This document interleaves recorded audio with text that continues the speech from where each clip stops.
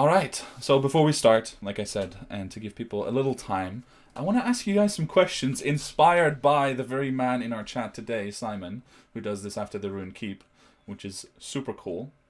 Hi, Dice Tyrants. And I want to start right there with Jean Jacques because we talked about this a little bit already. But you told me that Jean Jacques was definitely affected when he found out that one of the guards had died as a result of his lightning bolt last session, that he shot through the building. Yeah, So, can you tell us a little more about how he was affected and how you think that might influence him going forward? sure. Well, I don't want to get into too many details, but I don't know if I do or don't, I guess. But Jean-Jacques' upbringing was very, you know, different Mm-hmm. than most affluent young half elves in the Republic, wherein his family has a very um, competitive streak in it. Yeah. And his mother is a very influential political figure. And as part of that, he underwent a lot of training and sort of, you know, brainwashing, really, to to become a servant of the family and a spy, effectively. So, you know, brief intro over. Um, Thanks, he's Yugi begun boy. in recent weeks, I think, to kind of doubt whether or not this is who he actually is and whether or not this is who he should be, and maybe there is a chance for him to be somebody else that's happy and fulfilled as a person as opposed to just an empty shell that's used as a tool. Um, but that was all sort of thrown kind of in whack because of what happened, because you know, he's done a lot of bad things in his past. He's not an evil guy or anything like that, but he's done bad things on mission. Mm-hmm. So seeing the sort of wanton destruction and you know, death that he brings about wherever he goes, you know, just recently, a couple of weeks ago, he blew up a bunch of people with lightning. Oh, yeah. So his destructive powers came to bear a little bit, I think, last episode, and it sort of was a step back towards that belief that he is what he was made into, and there's no hope for him ever, and he's just gonna fulfill his mission and, you know, be content with that. There's no point in changing because, you know, he is a tool after all. That's, yeah, And what is the mission that he's chasing at the moment? the glory of the Republic. The glory. Okay. It's, yeah. Well, you know, the mission is make sure that the Chopin family is Hmm. where it needs to be to shape and mold where the Republic will go, because they know best. And Mother Okay. knows best, of course. Mother knows best. I think that's probably on the family seal for the Chopin Yeah. family. Mother knows best, yeah. All Yeah. right. Hi, Athena Muse. Good to have you. So next question is for Tani. Tani, last time I think, and please correct me if I'm wrong, but I think that you mentioned, or that she mentioned, that she was potentially ready to do what needs to be done to open the magical painting and discover what the cult of the dragon has hidden in Postizia. So I wanted to ask, what spurred that decision for her, and what does she have any expectation of what she might find, or what she hopes not to find, perhaps? Okay, prepare yourselves for a longish answer. To answer that, um, okay, there, we were in this, well, we've been going to this tavern, but, where where there was this friend from my background, Finn.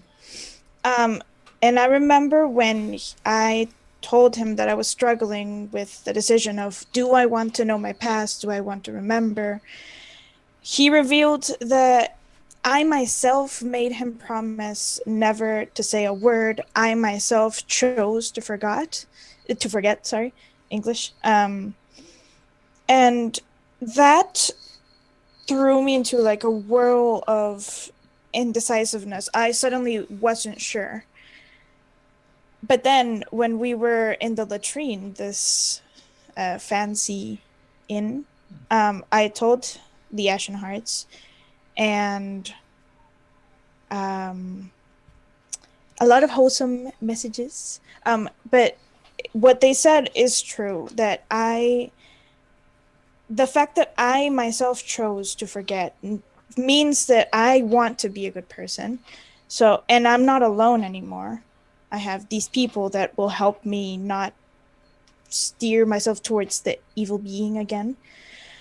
And so, also, Finn said that I was quite, it's gonna sound mean, but I was quite smart. I had like a purpose. I was a bit different before. And she now is very confused about lots of things, but if she has a chance to understand at least something, she wants to. So she will want to. But now, last episode, our cards were read, right? Mm-hmm. And some things, she was mesmerized at the moment, but some things were said that, okay, she has to make a decision. And what is going to be that decision? Because, the person that read the cards said, she senses I'm in need of healing, perhaps not whole. Whatever it is, will need a lot of willpower, and that is true. Tiny does want to find out what's there, and she's decided that she wants to know what happened in my past and who I was.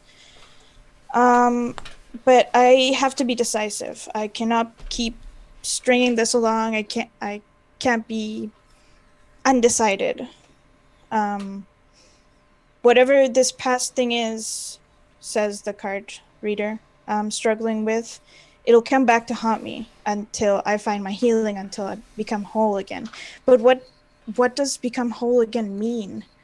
Do I embrace that evil power, that evil cult, or do I try to use that power to defeat them as a sort of monster hunter that learns the monster's powers to hunt the monster? Or do I try to separate myself from that? She's a bit undecided yet. Okay. And is there any intention or fear that she might turn into the future version of herself that you guys experienced in that dream world? She's struggling with that too, because secretly, okay, remember when I had those gloves that were secretly cursed and we discovered until later? Mm-hmm. And she went berserk and started attacking everybody. She secretly really liked that power, not the fact that I was punching everybody and hurting my friends, but the power it had. And I secretly kind of liked the idea of my future self, that she destroyed Tiamat. She destroyed that cult. So she kind of liked that idea, but she knows it's wrong. She knows that it meant sacrificing lots of people. Okay. But she likes that idea of destroying that cult because it's their fault that I'm like this. And it's their fault that I had to forget, and I'm this person now, that I don't remember my past. Okay. Interesting. So it might come down to how much she's, willing to give just to destroy them. Okay, very interesting. So before I go on with my own questions, Simon has a question for Turnock. How much of the scheduling is your character, and how much is you trying to deal with whatever I'm throwing at you guys? As a person, I am completely disorganized, but as a player, I am absolutely paranoid about these things. So, I think that, the mood swings and the scheduling are the things that are reflected in the character the most about myself. But Turnock, that these things reflect on him in a really different way than it do to me. So, I still need, even though it's a trace or a side of my personality, I still need to act upon it because it acts different on it than how it does in me. So, yeah. Okay, interesting. All right, next question is for Core. So recently, and this goes down. This goes back a fair few sessions, but actually in the world is only a few days. Kor recently recovered, along with Tani, of course, from the mind control of an aboleth, and then went on to reject both would-be patrons, the Clockmaker, and the same aboleth, from helping them. So, in light of that, does this change anything about how Kor views patrons in general? For example, also his own god Tyr, or is that stronger than ever? No, it definitely changed it. I think for Core it started with the vision of the future self, right? Okay. I feel like Core hated so much the fact, what he would possibly become in that future, that he started to rethink the whole fact of his life being guided by the gods, even Tyr, who he still worships, and he still, I don't know, looks up to and everything, but it's a big internal conflict right now between following the god's fate or whatever, and owning his own destiny and his own actions. So it's he's very conflicted right now. Okay. To say the least. Yeah. Of the breaker. I can imagine. Oh, I'm very interested. So his dwindling faith, right? Let's call it that. I mean, maybe it's a bit extreme, but at least his doubt in that direction.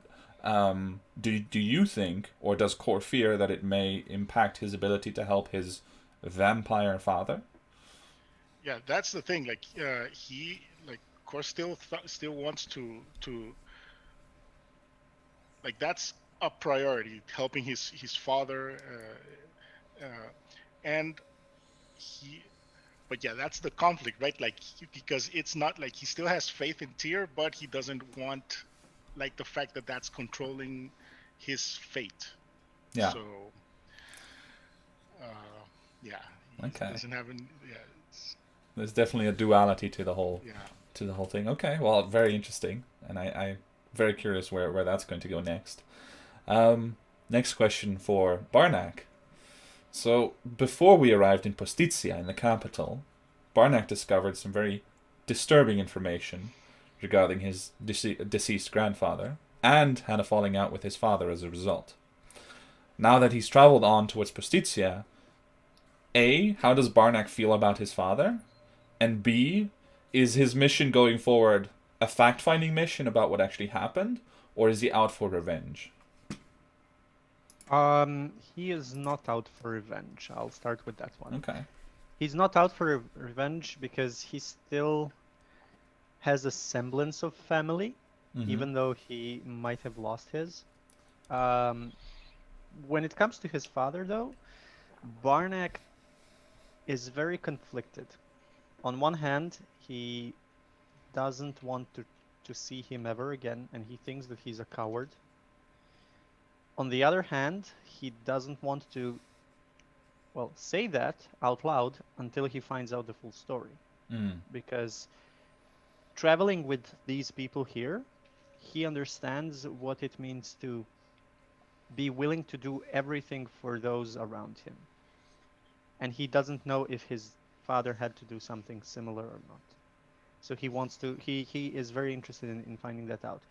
At the same time, though, he is, he trusts Jean-Jacques very much. He trusts everyone here, but he trusts Jean-Jacques when it comes to family issues, because he kind of knows that Jean-Jacques might have some family issues as well. Some small ones, of course. So he doesn't want to burden everyone else with just taking, let's say, lead on just finding out everything he can about what happened. But he soon will probably cave in a way that he does need to find out. Okay. Interesting. And interesting that he trusts Jean-Jacques the most on that particular topic. So before we jump to my last question, one more question from the chat for Nicolas. Does Jean-Jacques enjoy being a spokesperson for the group, or does it just happen out of duty? Out of necessity, let's say. Mm, I think it's more out of necessity. I think he would prefer if he could play a different role, but he is of the mind that if a tool is good for the job, the tool should be used, right? So I think he's fine with it. I don't think he has any particularly strong feelings that either way. It would be more comfortable Mm-hmm. due to his background and role, especially in Postizia. If he could have taken a back seat, but he also know that it's not really, it wouldn't really work out that well if he did so. Yeah. They would accomplish less. So he's aware of his qualities and is comfortable within it, but he would like to be more in the shadows and as opposed to persuading a lot of people, deceiving and kind of like working from the background, probably. Right. But yeah. Okay. Interesting. Jean-Jacques can always question. leave conversations to Barnack. Yeah. He's very comfortable being the spokesperson of the group. Yeah. All right. Last question from me for Tock. Tock recently learned that he was declared an outlaw in his home country of Ostracia. How has this affected him? And how does he intend to approach that matter going forward? I.e., what does he expect to happen? Well, he definitely intends to go back and to. Well, there are consequences that need to be faced, but there are things that need to be settled first, and I cannot really go back right now because what Turner thinks, especially about the situation, is his odds of getting out of that court more, less imprisoned manner would be to at least, first of all, let things settle down a while and make something better, something better that will actually make up for this. So if I'm being considered as an outlaw in my home country, nothing better than to just prove them wrong that I shouldn't be considered an outlaw because I haven't done anything to deserve that title. So that's fair. Yep. All right. I'm curious to find out how much he's willing to, for the sake of honor, put up with. Will he actually submit to the trial, or will he submit to the punishment as well, even if he feels that he was completely, wrongly accused? Yeah, that depends actually, and I think that mostly depends on how fulfilled he feels about the rest of the things he needed to do. If he thinks that his duty with the order ends with punishment, that's how it's gonna go. Fair enough. All right. And then I have actually one more question for each of you. So we're going to go through everyone really quickly, one by one. But for a time, you guys have all spent a lot of effort on following these cryptic messages from the clockmaker. But now, you've rejected her. Or at least one of you did, which seems to have been the decision for the entire party. So since then, what does each character think that the party's primary goal is at the moment in the larger scheme of things? What are they, what is their thing on the horizon that they're chasing? Shall we start with, on my screen, first is Kira? Yeah, that's true. Suddenly, after saying basically no to the clockmaker, suddenly the golden timepiece that we have that was so sought after, suddenly it's just a piece of metal. It lost its magic. But I'm thinking more towards the bigger thing. We found that timepiece in this weird cavern tunnel back in Ashheart. That's why we were called Ashen Hearts. About this elf lady and these two sister swords, and I feel like that's a way bigger thing than the clockmaker and the timepiece. But she does feel a tinge of like, oh man, because we did say no overall to the aboleth. She would have been a bit happy if we would have said yes to the aboleth. Okay. But So at the moment, it's more looking back still than necessarily what's on the horizon. Hmm. Okay, interesting. Barnak, Milos, what? Well, Barnack doesn't really understand the grand scheme of things. That's not his forte. Um, but what he does understand is that the party itself is very keen on making things better. Doesn't matter if it's better for a single person, or if it's better for the Republic, or if it's better for one of us. It's still making things better. With Tani, we talked with her to make sure that she knows she's not alone.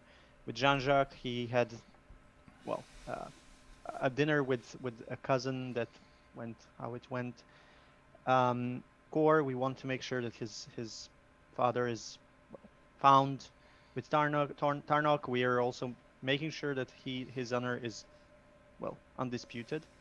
So, what Barnack thinks the main goal of the party is to keep doing good in the world, be it small or big. Okay, interesting. Apart from that, the Elven Lady, yeah, that's also very. That's still a mystery that needs to be solved. Okay, interesting. Bruno for Turnock.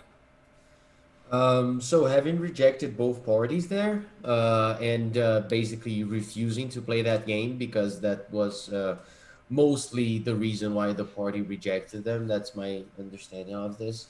Not wanting to be a part of that game. I think that's out of play, at least in Turnock's head. Like that's not a thing anymore. And whatever repercussions from that, it's just an impediment. It's just a roadblock that we'll go through, and we'll continue to pretend that's not happening. So the long term goal and the big goal would be Basil's contract at this moment. Okay, interesting. The contract. Okay, yeah. I mean that is a huge reward, right? So, Exactly. all right, then Huge let's task. let's jump over to Nicolas. What does Jean-Jacques have on the horizon? It's interesting. I thought I was gonna say Basil's contract as well, but then Kira reminded me of the twin swords. So I think for Jean-Jacques especially, the twin swords would be recovering the twin swords would be the long-term kind of main objective, but followed closely by Basil's contract. Okay. Because Basil's contract is a lot more actionable, right? Right. It's there, and while dangerous and totally out of their league in some sense, it is there. There's a certain set of steps that we can at least know how to follow. Yeah. Swords are like, well, we found a couple things, but Yeah. where are the other two? No clue. Yeah. You've also not necessarily looked into it that much in True. recent times. So That is true. it might be another thing that you can add to the list if you like. Yeah. But no, that's really interesting. And Core, any other things on the horizon for Core? That's pretty similar, right? The Elven Lady thing, like that's still Yeah. pretty important to follow, but also just in general to try to help people and do good. Mm-hmm. Obviously, Core's father is a huge thing in Core's mind constantly right now. But yeah. Okay. Cool. All right. Well, that brings us to the end of our set of questions. Thank you, guys. I really appreciate it, and see you next time. No, I'm kidding. Bye. That would be something. No, but then let us begin properly. As we come to Postizia on March 12th in the year 51 of the new era. Following the Ashenheart's rescue of Lady Elena Sordenbrand from the Weave Wills Asylum, they joined her for a late-night chat and courage-gathering session at the Latrine, an upscale and highly elitist tavern where the various members of government often hammer out deals which die in the common chambers of the Grand Assembly. She informed them of the details of her contract. Her husband, foolish in a way that was not like himself, decided to try and conquer the mythical tower on Solarian Isle, an enchanted island close to Postizia, which had, over the years, lured many ships to their untimely demises. Sadly, she no longer believed that her husband was alive, and required only proof of his untimely end, if the party can provide it. But more importantly, Lady Sordenbrand had another mission for the Ashenhearts, because she intends to pay them a significant additional sum if they are able to investigate those people who she believes may have had a hand in convincing her husband to go on this foolish mission, and find out why. A mission that they are tasked to undertake during the Equenical, the bi-yearly celebration that they are due to attend in 2 days. With life striving to make itself ever more complex, and one confusing and perhaps worrying tarot card reading later, the Ashenhearts made their way to Lord Fenwickstorm's estate, at whose location they've been invited to stay until their contract for protection with him is complete. It was the middle of the night, the Ashenhearts huddled under warm blankets, while a surprising cold front tried to sneak its way under doors and through shuttered windows, when Tani heard something outside of her door. And it was Tani who alerted the Ashenhearts with a loud shout to their precarious situation, seeing 2 red-sashed thugs who had snuck into Lord Fenwick's estate. In the ensuing combat, several of the thugs, and sadly one of the guardsmen who had been left unconscious in an unfortunate position, lost their lives. The others attempted to flee, with Lady Rhaenyra Storm as their captive, Lord Fenwick's wife. But Tanya and Jean-Jacques managed, in a relentless pursuit, to force them to leave without their bounty, and without their leader, Argyle, the Blackheart. We now join them in the Storm Estate, a thick blanket of cold night draped across the city. The windows again shuttered against the cold, and adrenaline having worn off, the Ashenhearts have taken to interrogating Argyle, the leader of these intruders, for any clue as to who might be behind these attacks on Lord and Lady Storm. Outside, a cold wind blows across the ruined snow around the house, chattering at the latches and closed doorways, and creeping its way into the house through the holes blasted into the walls. In the next room sit 2 more prisoners, a relatively young human woman who surrendered almost immediately when she realized that she was about to die and had been left behind, and a terrified young half-elf, male, who tried to run, but then simply pleaded for his life before Kor knocked him out.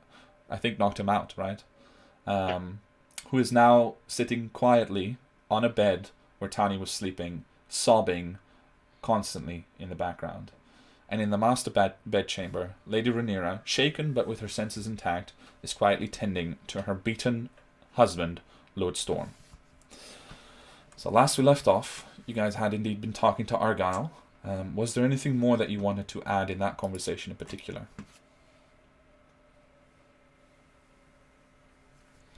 I think that I was already done with him. I had no Okay. nothing that he could add. Nothing had to. All right. So what do you guys want to do next? So I think that we talked last session that I was going to ask the same questions to the others, to the other 2, the same ones that I had asked Argyle. Okay. But I'm not sure whether we agreed on doing this in character during today's session, or I believe we will, yeah. Yep. Okay. So it would be really nice if I remembered what questions we asked Argyle right now, wouldn't it? Do you want half an hour to watch the VOD? Yeah, be right back. No, but Well, do you work for who ordered the attack? Mm-hmm. Where is the headquarters? Do you know anything of the Scarlet Rose? Do you know who the Scarlet Rose is? Mm-hmm. Yeah. So first of all, I will head to the bedroom with on the right, this right here, to address this one poor guy that I left with 2 severed bodies in front of him. There was that as well. Yeah. Yeah. So I just entered the room. Enter the room. What do I see? Okay. He is sitting on the bed, bound and tied the way that you guys left him.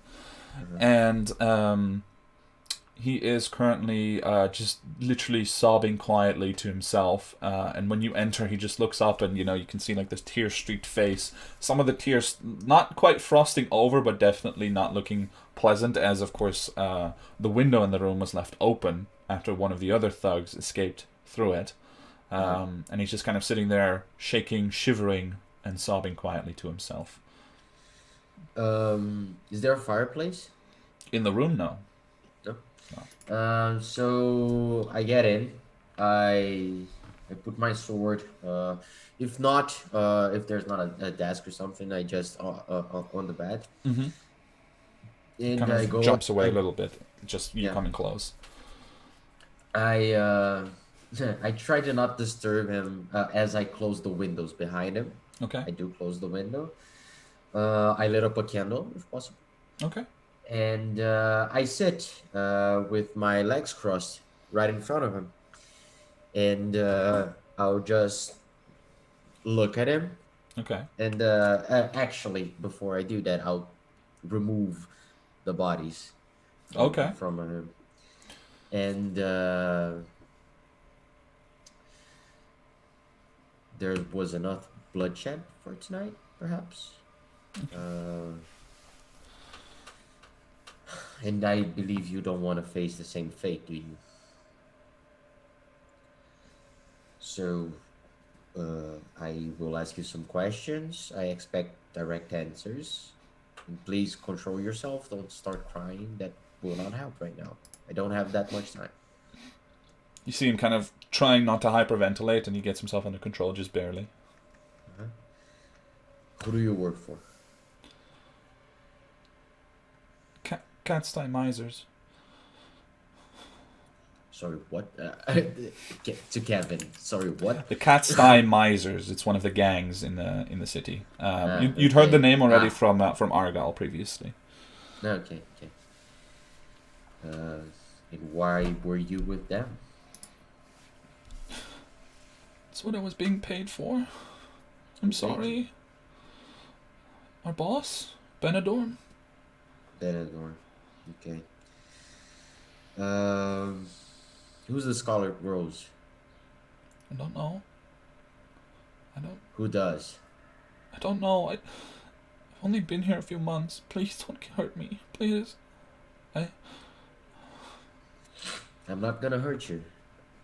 Especially if you answer my questions and stop asking me to not hurt you.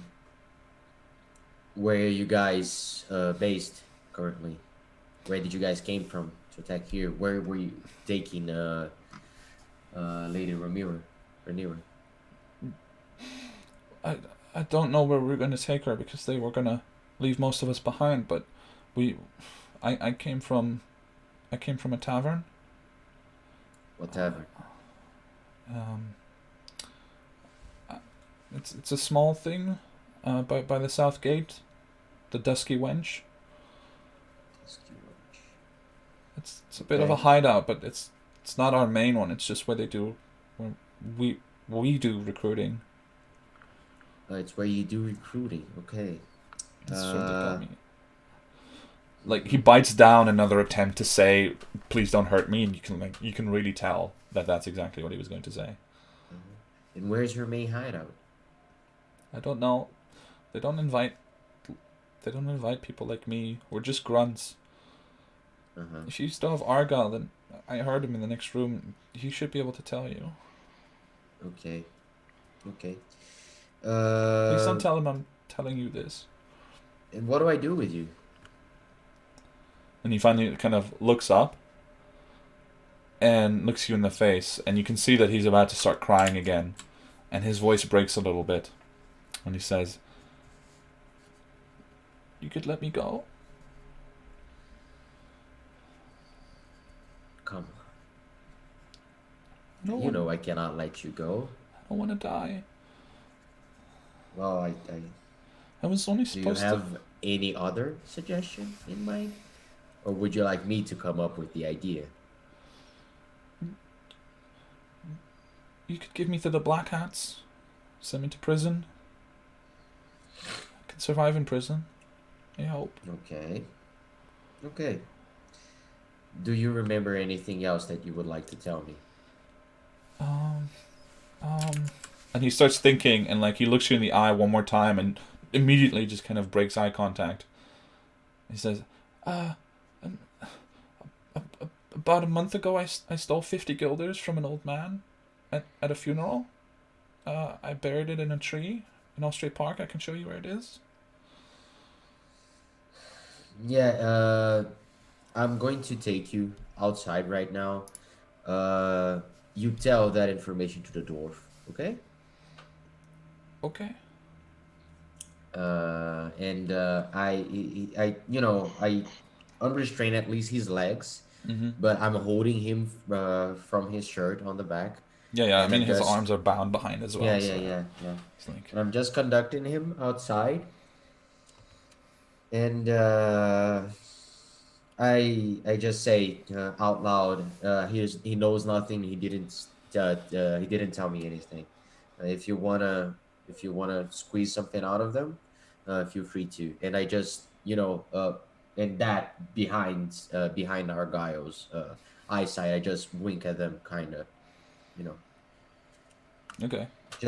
I want to pass on the idea that I don't want Argyle to know that something was told to me. Okay. So during all of this, and before, before Turnock actually completely emerges and tells everyone this, right? I want to ask, what is the rest of you up to? What are you guys getting up to? Talking about? Are you hanging out with Argyle and talking with him more, or strategizing elsewhere? What's the situation? I have a question for Carlos before we proceed. Did you tell anybody that you saw Remy talking to one of the thugs and then the thug leaving Remy alone during the fight, or not? Oh no, not yet. Okay.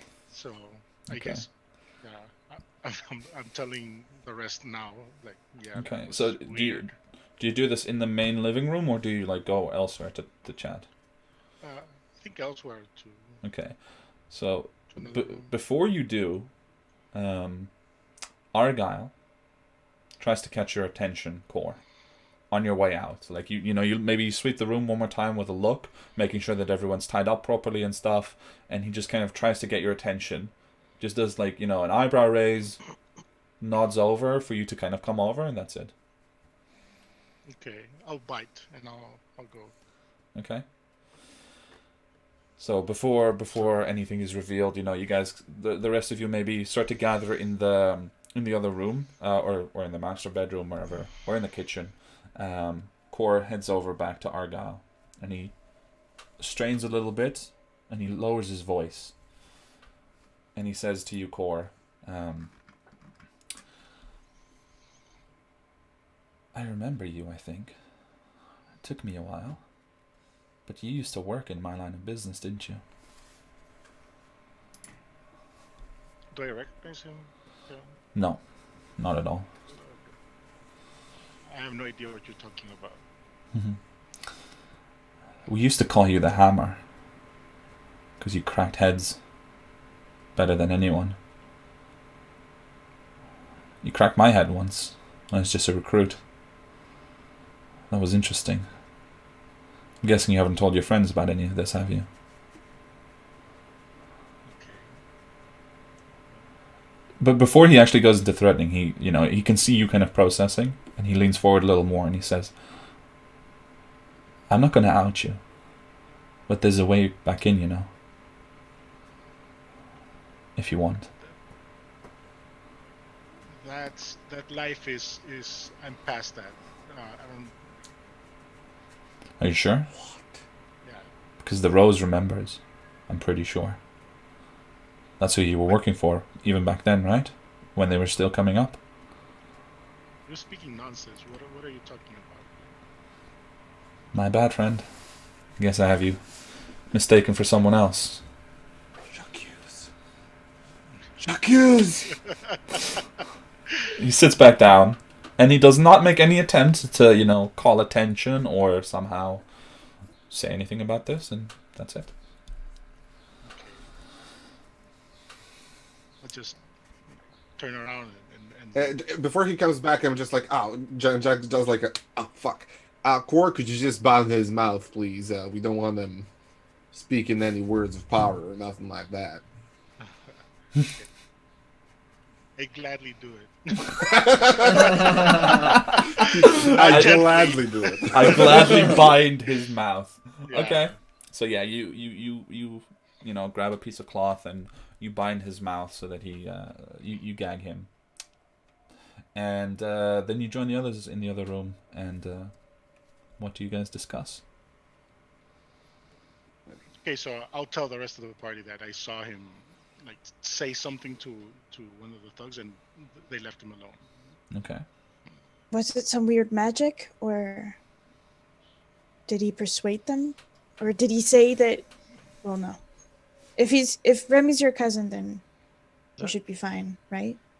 No, Sounds I like Remy quite a fair bit more than I usually like my cousins. Do I know? Does he have any magical abilities? Not to your knowledge. Not to my knowledge. It didn't seem like magic from what I saw. It seems like he just told him something, but I couldn't hear what he said. Jean-Jacques, how much do you know about Remy's whereabouts from the last, let's say, year or so? Oh, nothing at all. I knew he was in Pasticcia, and don't get me wrong, Remy's not an upstanding citizen of the Republic by any stretch of the imagination. Quite the opposite. He's a friend because we went through a lot together. I trust him, about as much as I trust most members of my family. A bit more. But that's not really a lot. There's a bear in front of my window. Let me just... I heard the same You go growls. and look, and you see two dark eyes out in the cold, staring back at you. What? Dark, And- as in, like... Like they seem to just have the faintest glow, and seem to be set in a head larger than your own. Like, So- right in front of me? Or, like... Maybe in the 2 meters away from the house.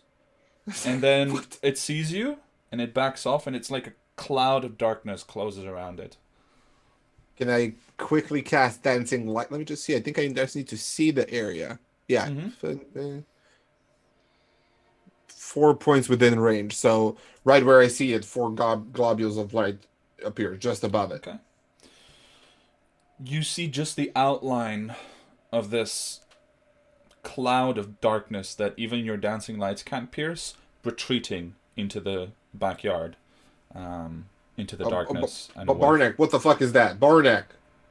I just kind of point to Barnack, hoping that he's the, Yeah, you guys hear something heavy landing, as if it took a leap or something.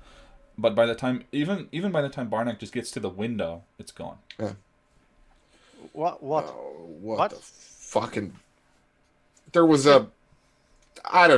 Jesus fucking Christ, it's not... There was some huge-ass darkness thing right in front. It's dark. And I explained it in a now. little bit more detail, trying to convey to Barnack, like, Okay. what... Would I know what it is? Would I know?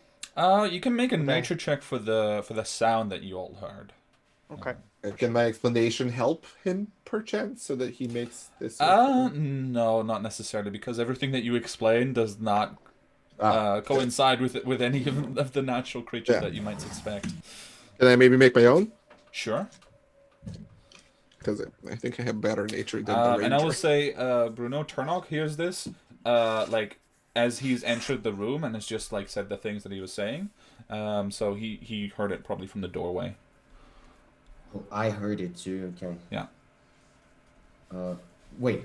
Just to kind of put everyone in the same place. This is after your talk with the boy. Okay. 16. 16.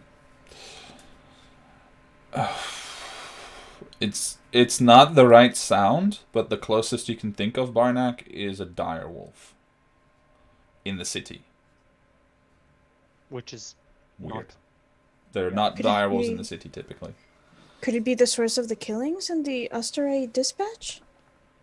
Or Lord Fennec mentioned they were hearing weird stuff during the night. Could it be that How- there's a direwolf here? Did he release it? How big From are the they? barn? We didn't see a direwolf in the barn, right? I mean, I've seen a direwolf, right? When we were in the woods near Watchhold, if I remember correctly. I think so, yeah. Yeah, Right? We So, did, yeah. having seen this thing, it looked nothing like a direwolf, right? No, I mean, you couldn't even really see the outline. Like, you saw the Yeah. eyes kind of poking out of the shadow, but the rest was just literally a cloud of darkness. Yeah, I mean, if this thing were a direwolf, it was no ordinary direwolf. I'll tell you right now. You Well- would have recognized a wolf if you've seen a wolf. Yeah, I definitely would. I might be a city kid, but Yeah. I've seen my fair share of things in the wilderness. Yeah. How big were the eyes? In comparison, they were not that enormous.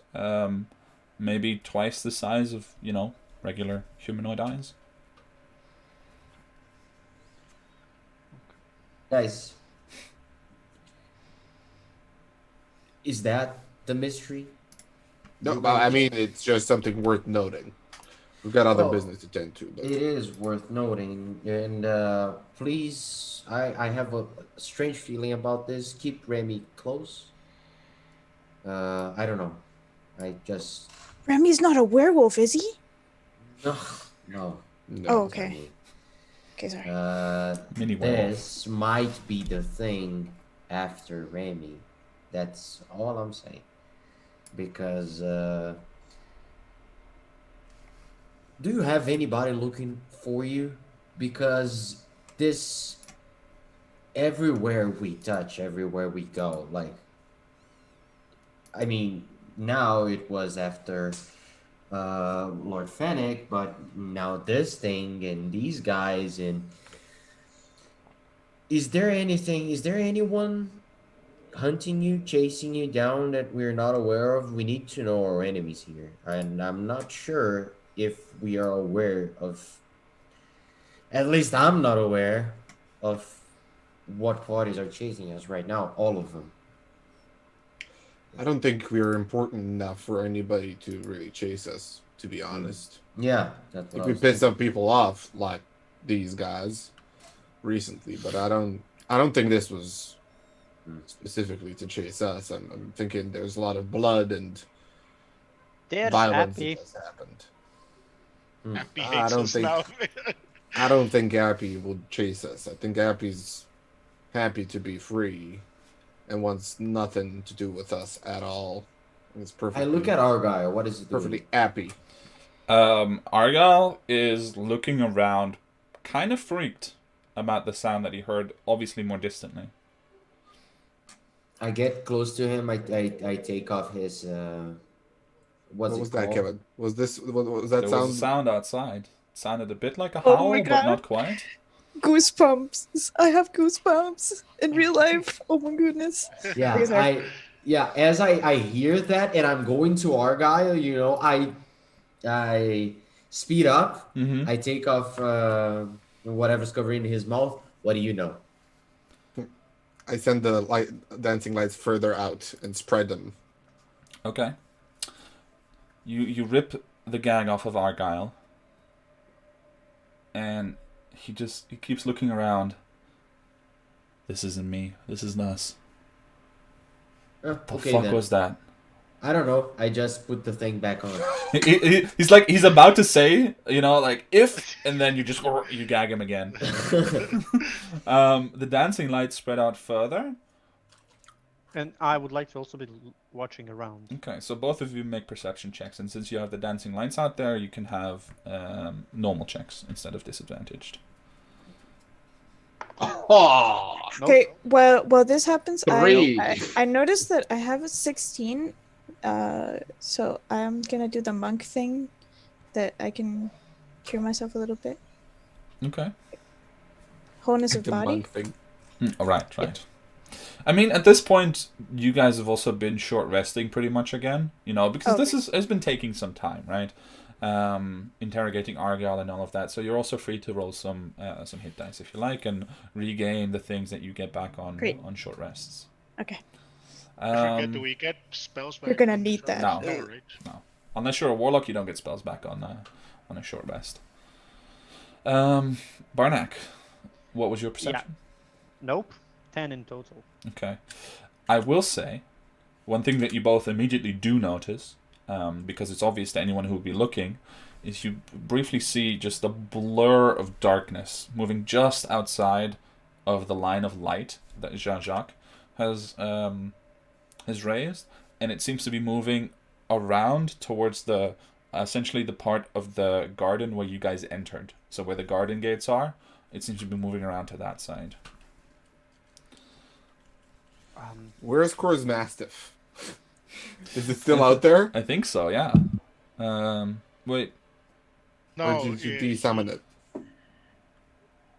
I think we mentioned he got desummoned. I didn't do it. Yeah, I think you desummoned it, right? Because otherwise you had to take it everywhere. The enormous I beast. just left him. Like, So it's effectively, by the way, just moving like here. Like here. Let me check. No, it's more like it's so you guys are because you guys Is moved this into a different map? It is, yeah, I remade it in so that I had copyright. But okay, actually, while you guys are looking, I'm summoning him again. okay, so you're gonna take the time. I think it's 10 minutes, Yeah. right, to start summoning him. Yeah. Okay. Oh, Immediately. I'm I going will to, rush to the master bedroom then. Okay. and I'm Moving going here? to the other bedroom, the one there's the other footbed. I wanna see what she's up to. Okay. You rush into the master bedroom. Don't see anything outside. You move. We move with our camera to Turnock, checking on the footpad and looking out the window. You, Turnock, very briefly see one glinting eye peering into the window, but the moment it makes eye contact with you, it's gone. I shut the fucking window. The shutters, Like- okay. So Yeah. immediately you shut them closed. Did you see that? I turned to her. This is the him, right? This is the boy, or are you in the other one? Oh no, the boy I took it outside. Oh, okay. The Right. living room Sorry. with us, Then yeah, and now- she kind of looks over. Then the other prisoner does, and she was looking at the window the same as you, kind of following your gaze. And you can see a really kind of impassive expression on her face, but she nods. Yep. Okay. Yeah, With this girl. because that was the one I shut. Mhm. I'm going to grab her by the arm and take to the living room as well. I'm not leaving anybody alone. You pull her up to her feet, and she comes along, without restraint.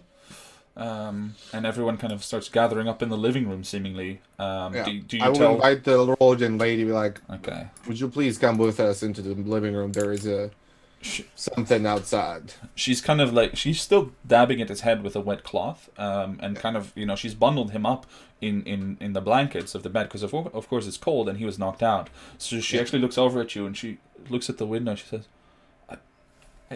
I can't move him. I need Yeah. help if that's the case. With my 11 strength, or 10, 10 strength, 11 strength, do I I'll get a help sense you. that I can actually carry him? Between the Not a two huge of you, guy, you right? could kind of shoulder him into the living room. Yeah. Okay. All So right, yeah. we'll keep him with us. All right. So everyone starts getting moved into the living room. I suppose Lord Storm will be allowed onto the couch. Yeah. oh. Barnack, your token is in the way. But And they're anyway, all we don't need the tokens yet, but just so we know where everyone is. Yeah, so you Is all that gather up. And Yeah, as that I now see that everybody's inside and safe. mhm. The front door is not yet shut, right? Not to my knowledge. I mean, it was closed by the guys coming in to make it, look as natural as possible, but it's not shut. And isn't there a fully. hole in the wall? There is a hole in the wall, yeah. I am going to step outside and Wait, Tarnok, wait. Okay. Let's just make sure that we have at least 2 groups covering both exits. So not you alone. Also, Or- remember that we are at a severe disadvantage here. I am useless at this point. I hear something. Where is that coming from? Lady Rainier, has this happened before? It's coming from outside of the front door. Have you heard this before, lady? She's like tucking in her husband, and she looks over. No, Has anyone never had heard this before? The other two, both the footpad chick. No, Argyle shakes his head. That's a creepy sound. Does it sound like one or more, Kevin? Sounds like one. Have I finished summoning the Mastiff? No, this is taken about 2 minutes. Okay, You still have okay. like you're standing in the corner and kind of going through all the ritualistic movements and speech, and slowly summoning into existence your hound, for which we'll use a dire wolf if it comes to combat. So you'll actually have a dire wolf if it comes to that. Nice. So Tarnok, don't go alone. Yeah. So I have good eyes. Let's you and I go to the front door. Maybe I can see Okay. what's there. Okay. Or can you guard the other hall, just to be on the safe side, Core? You and Danny, because I think Core and I Yeah. see Core summoning a I'm just Mastiff. like, Yeah. Yeah, I not just Core. go to and I turn Not Core, to then. yeah. Yeah. Give Danny backup, some backup if she needs, and drop the summoning if that's the case, please. Yeah. And I get in front of Baranek. I have that gesture of my hands on his chest, walking in front of him, Yeah. sword in hand, and I open the door and I step outside. And I Okay. literally step outside and I am in the front door, preferably like one step away from the door itself, like at least a meter from the front Okay. door. Yeah. Okay, so you slowly step outside and you begin to see something just beyond the front door. And as you do, sorry, I was setting up the scene. So we see Turnock here moving out the front door, Barnack right behind. Not yet updated, by the way. Okay. It is now. during the night. But in the stream, it's close to the bedroom, Yeah, not in the garden. Okay. there it is. And yeah, with Barnack and Turnock moving out here, you both come face to face with these two gleaming eyes in the darkness, floating almost in mid-air. Sometimes you think you see the outline of a maw of some kind, similar to what you would expect on a wolf, but just like a little bit of black fur that you see, but matted and wet, and not looking healthy, before it just kind of gets enveloped in darkness again. And beyond that, just two pale eyes staring at you.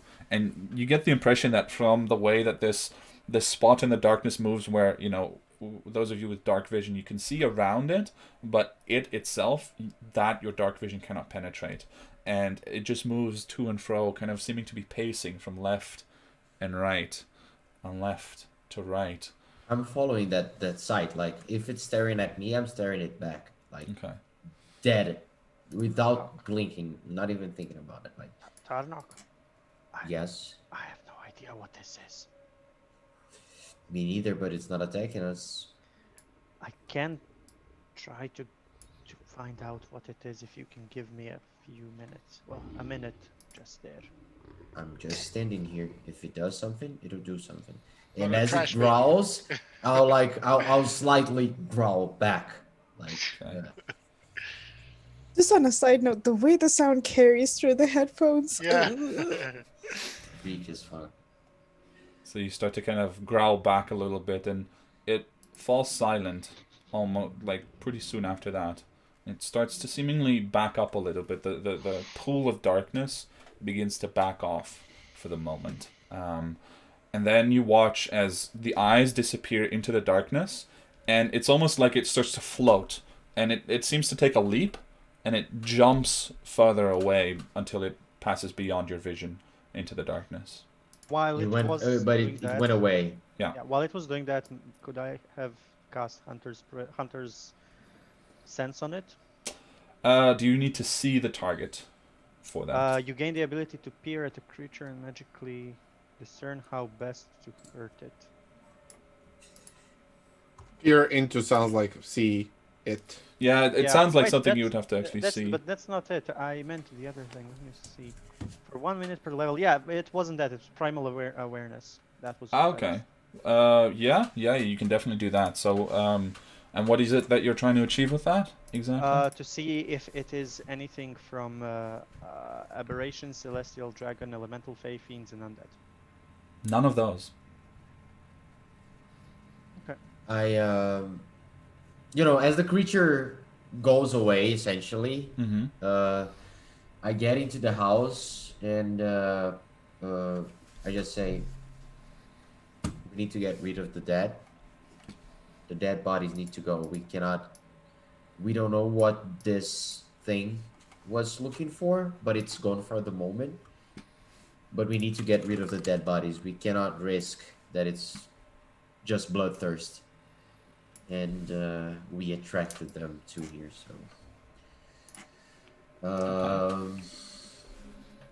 As I say that, I'm just standing there with my eyes closed, like really just trying to concentrate, and I'll stay like that for a few minutes. Okay. So, are other people busy trying to get rid of the dead bodies?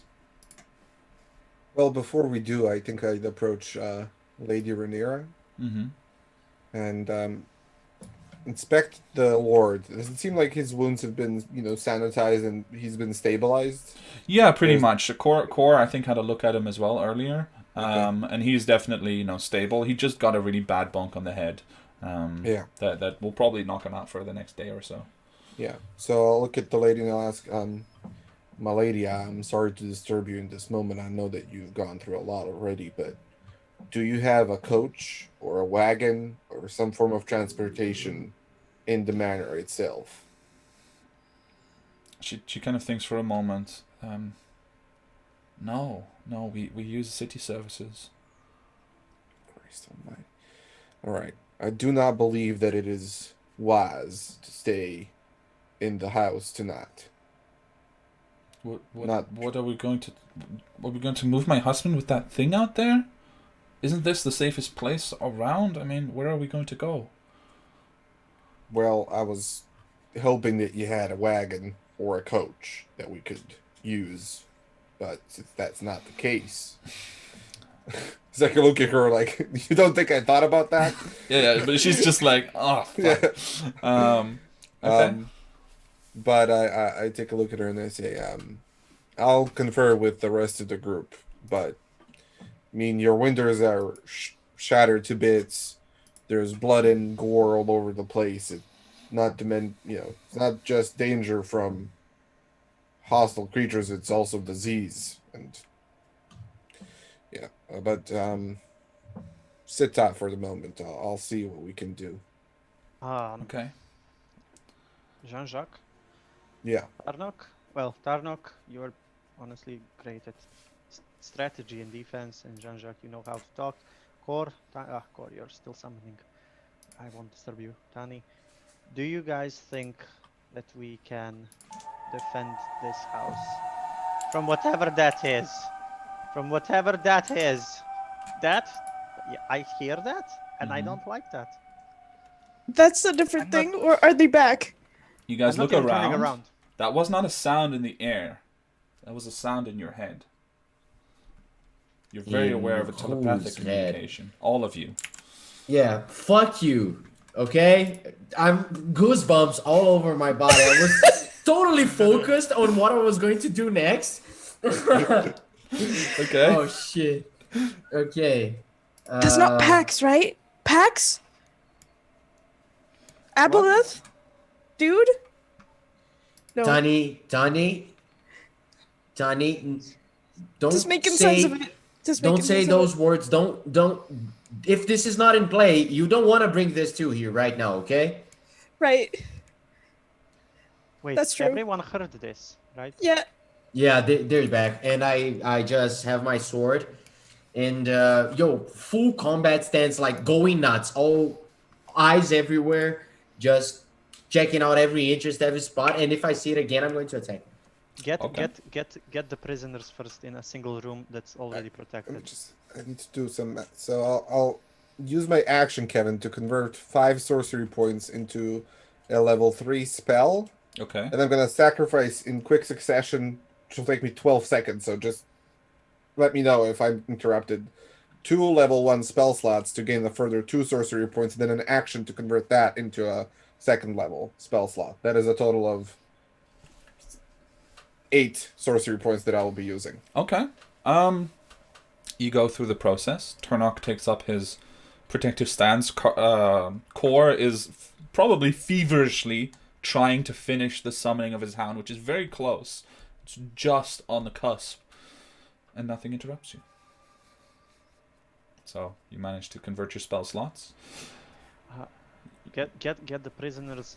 Isn't Lady Storm? Isn't the kitchen surrounded by stone, actual stone? It is.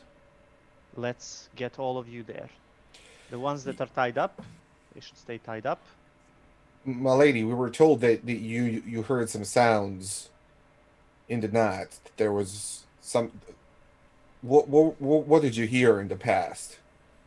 Did you hear this wail right now in your mind? No, nothing like that. Footsteps mostly, but not regular ones. It's been reported throughout the district. As far as I know, anyway, from the nobles that we talk to, that there's been something, maybe people sneaking through the gardens and through the houses trying to find places to burglarize. But no, nothing like this ever. This is. We should get to the kitchen. Yeah. Can Let's someone continue help? this conversation in the kitchen. Yeah. Let's We'll get to the continue this. kitchen. Yeah, I grab the 2 prisoners and I go with them first. Okay. I'm sorry, Nicola. And I just throw them in there and I say, Okay. You've seen what I can do. I'm going to do way worse to you if you move a single muscle. Don't interact with Lady Rhaenyra. I'm sorry, Rhaenyra. And don't interact with Lord Fennec. Shut the fuck up and stay there. And if you behave well, I might be merciful towards you too. And I just head outside and start conducting the other ones. Okay. As he does that, as he comes out, and because I was standing like ushered Lady Rhaenyra and then stood next to Argyle, and as he comes to me, I just put a hand on his shoulder and I said, the law is the law, but who could really fault us if we were to simply forget to usher this outlaw with us into a safe place with a dangerous beast outside? And they're just looking dead in the eyes, no expression. You see he's trying to say something. There's not outright panic, but there's definitely alarm in his eyes at this point. Do you ungag him at any point, or this is just how it's going to be? Jean-Jacques just looks at Turnock. Okay. At this point, while you say this, I just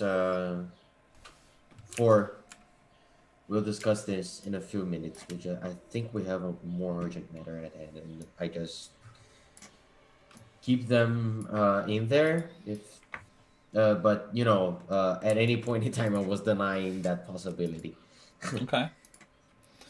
Well, are we all there? Can we all hear Well, yeah, you can Jean-Jacques saying this? Feel free to move your tokens to where you actually intend to be. I think you could, yeah. Except Jean-Jacques? me, right? I'm still in the corner.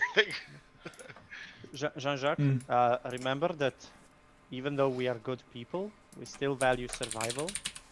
And having someone in front of us being eaten while we are fighting them might also be a good strategy. Just saying.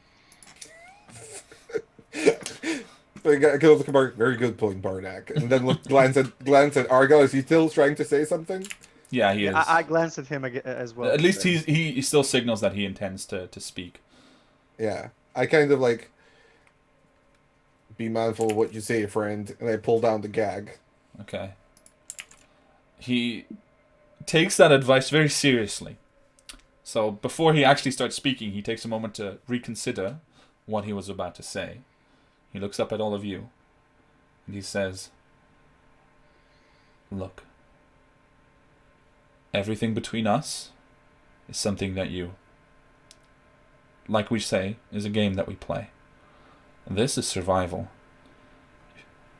I know you have no reason to trust any of us, but I will fight for my life as hard as any of you. So if you need another hand in this fight, don't forget that. You saw what we can do. It is not minimal. Indeed. Noted. Put the gag back in place. And then ask Barney for help to carry him into the other room. All right. Can I Like, no, study his expression for a second to see if he's lying or if he I don't know Go ahead, make an insight check. if he's with those. I'm imagining you With guys two are voices? carrying Argyle, like literally with chair and all, into the next room. Natural 20, 26 insight. Nice. He is definitely afraid, and yet, means everything that he says regarding survival and that he's good in a fight, and yet you detect some hint of a lie. You just can't pinpoint what it is, but you detect just the slightest hint of a lie in there somewhere. Okay. I imagine that I'm around here, and so I'll say that to Jean-Jacques because he's close. There's something about it that he's lying. He is afraid. He will fight for his life, but there's no knowing if he'll. Okay, so something on the map. Sorry. No, that's okay. Oh. That's Core summoning his. Oh God. his hand. Oh God. Yeah, it's like we have Jesus. a huge thing there. By the way, before we continue, can I just say thank you, Simon, for the 3-month subscription and the bits? Thank you. Incredible. Covers. But yeah. Core, I'm giving you Man. control of the direwolf and the character sheet. So that will be your hound, essentially your giant mastiff hound. Did you have summoned like a horse? Well, he's only resummoning now, right? The actual, like, if he wants to change it, I think he has to do it again. Yeah.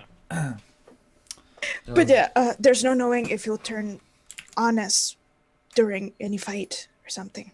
There's something about him. He's probably lying about just surviving and not trying to let go, to leave. That's in my mind. He's probably just going to try to leave. So Just while they're talking, like everybody's already accommodated, right? In the kitchen. Yeah, pretty much. It's just you guys who are not yet in the kitchen because you haven't moved your tokens. Yeah. Because Where's Remy? we're not moving to the kitchen. Okay. what about Remy's in those the dead kitchen. bodies X'd out? Did we move them? The dead bodies, yeah, you can move them anywhere that you've wanted to.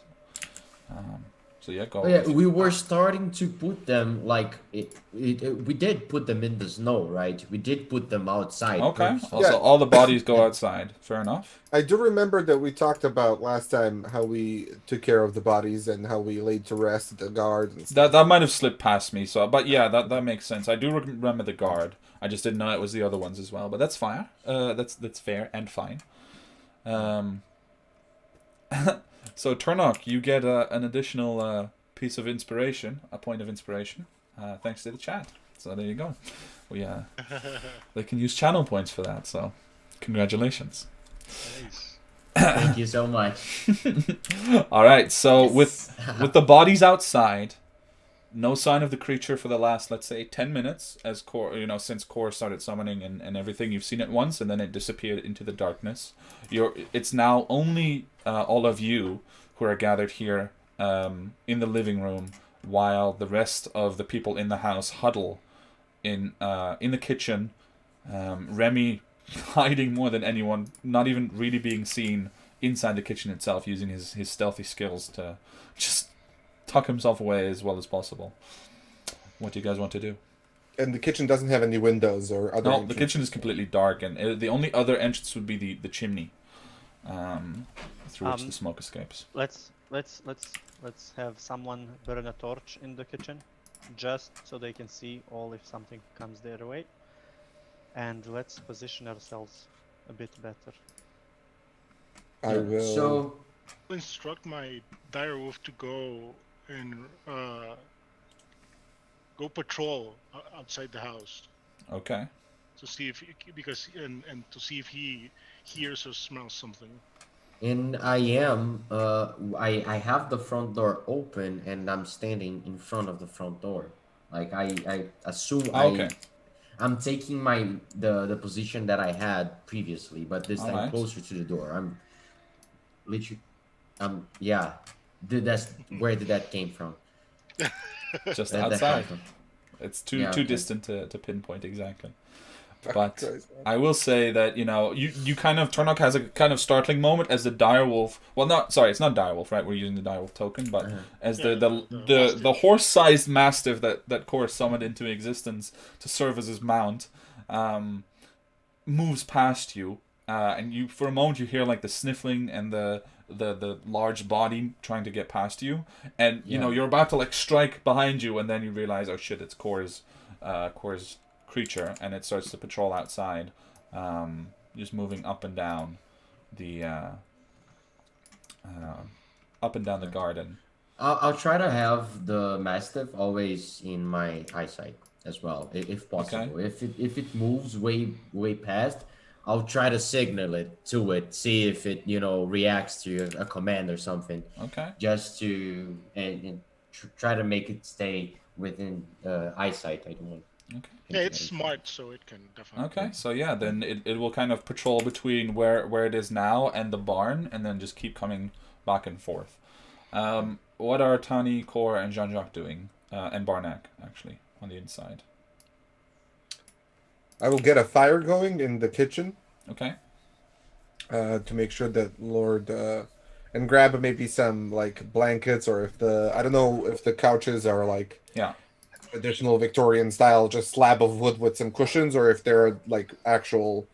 They're full-blown sofas, but they have additional cushions on them as well. So Yeah, it's, so it's I'll a grab very, some of those, yeah. make sure to make him comfortable, and get a fire going. Maybe put a pot on to cook some tea, and I'll be on the lookout. But I'm currently making sure that they're situated. Okay. And Barnack and Tani and Kor. There was a hole in the wall, right?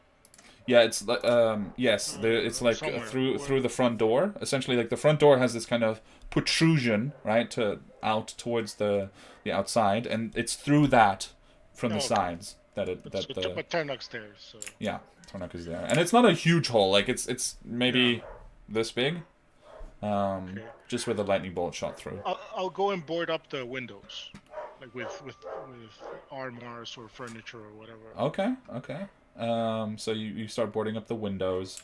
I'm guessing in the living room primarily, because Yeah. And- Start with the living room. all right. So you There do are no that? windows in the kitchen at all, right? No, none. And Tani and Barnack? I'm thinking.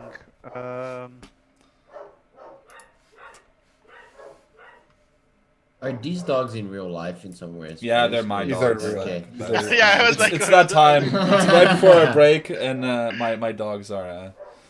These I know. deciding Restless. they need to be part of the game.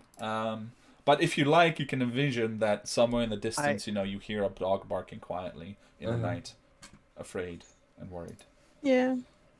They I detect turn that presence. turn around to Jean-Jacques and to Kor and Tani, the ones that are closer to me, say, guys, two things. I can make us completely silent and everyone else silent. And two, I can make us a bit more stealthy. That might also Yes, help. please. Well, let's just wait for right now. We're in a building. I don't think it's seen us, right? Wow. Let's see what happens. Seeing me, See me too.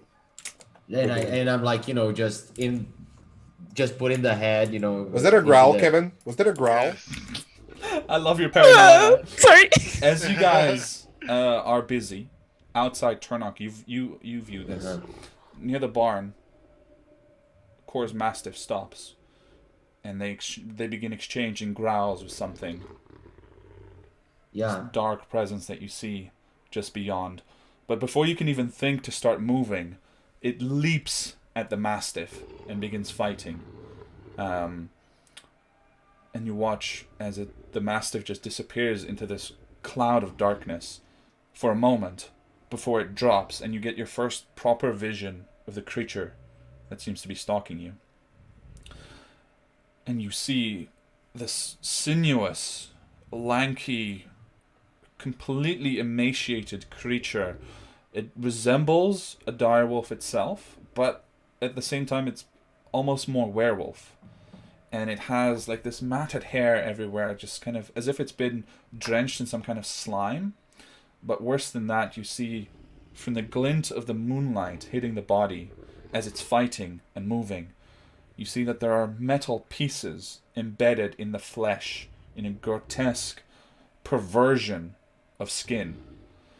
And as it moves, every piece ticks, ticks, ticks forward, and seemingly interconnected, it weaves a sort of machinery embedded in the flesh as the creature moves, and it seems to be in sync with its own attacks as it attacks Kor's hound.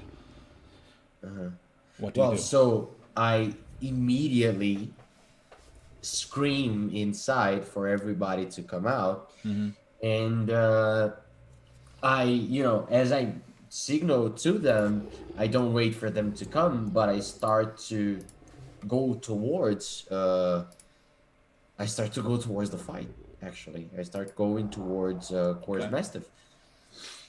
All right, you start running, and Kor, could you please roll the attack for the direwolf? I start running after Turnock too. Okay.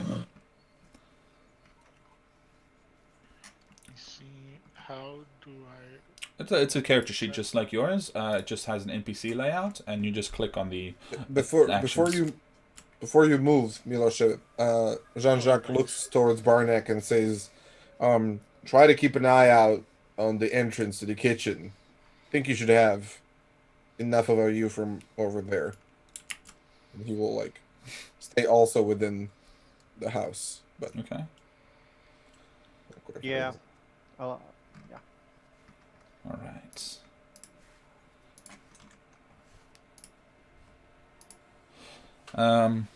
All right, Kor, an 11. So as your Mastiff attempts to fight back, it tries to fight or it tries to bite into the creature as Turnock is rushing up to help, but in that moment, the creature itself bites back, and this horrendous maw opens up, and Turnock, you're the only one to witness this at this time, and you see that some of the teeth have been replaced with something metal as well, glinting differently than the other teeth. And as it grapples down on top of the dog, wow, it did a total. So it hit with a 22 and a 21, which I'm pretty sure hit the direwolf's AC. And it did 22 damage with the bite and 15 points of slashing damage with its claw attack, which is 37, which is how much HP the creature has. Rip. So one shot. Yeah, so you watch Turnock as you're rushing up, trying to help. You get just close to range, and you watch as the maw just clamps down onto the giant Mastiff's neck, just rips it away, and the hound just because it's essentially still an ethereal spirit, it still begins to howl, just in a more deathly, a sort of death howl, and then it just thrashes and claws at the body of Kor's hound, before the whole body, just kind of mangled as it is, just suddenly disappears back into the ethereal plane where its spirit will reform. And in that moment, it sees you, and it just takes a leap and begins to rush away. But you see on the ground are two little, seem almost like insect-like or rat-sized insects made of metal. Clockwork insects. And as you come into range, the creature jumps away, and both of them start rushing at you. I'm going to need you to roll a single wisdom saving throw, please. I'm gonna go save my roll 20 luck. Although I do need some luck right now. So that's a 19. Okay. So as both jump at you, the first one you kind of swat to the side. The second one, it literally launches itself like a face hugger. And it lands on your shoulder, and it skitters down at the back of your armor almost. It pushes itself up into it as if it's deforming to adjust to the space, and then you feel a cold rush down the back of your spine. For a moment, you begin to feel drowsy. The whole world spins around you. Somewhere distantly, you hear the growl again, and then you steel yourself. You find your inner peace, your center, and you resist. And that cold rush climbs back up your spine almost as quickly, and you feel something kind of push itself out of your armor. And when you turn around, you see one of the creatures lying on its back, completely inert, just a piece of metal that's been discarded. Yeah, I am going to pick it up. Okay. And it's Tany's. Well, from what I understood, Tany's right behind me. Yeah, Right? I ran after Yeah. you. Yeah. I just with one hand holding the thing and another one on my shoulder, I just signal to her, rush back inside. That there's no fighting against this thing, and I think it's one away. Let's just. And I am returning, and well, You okay? I don't know. I get inside, and I sit down at the couch, and I throw I lean back a little bit with a hand on my shoulder, like still a little bit shook, and I throw the thing on the table, and I point to Jean-Jacques. All right. So, Jean-Jacques, let's get your response, and then let's take our break. Yeah. And we'll be back in 30 minutes. There was So another just kind howl. of sighs, and he's like, "What did that fucking become? The expert for the weird?" And I just kind of approach it, and I start Perfect. inspecting it.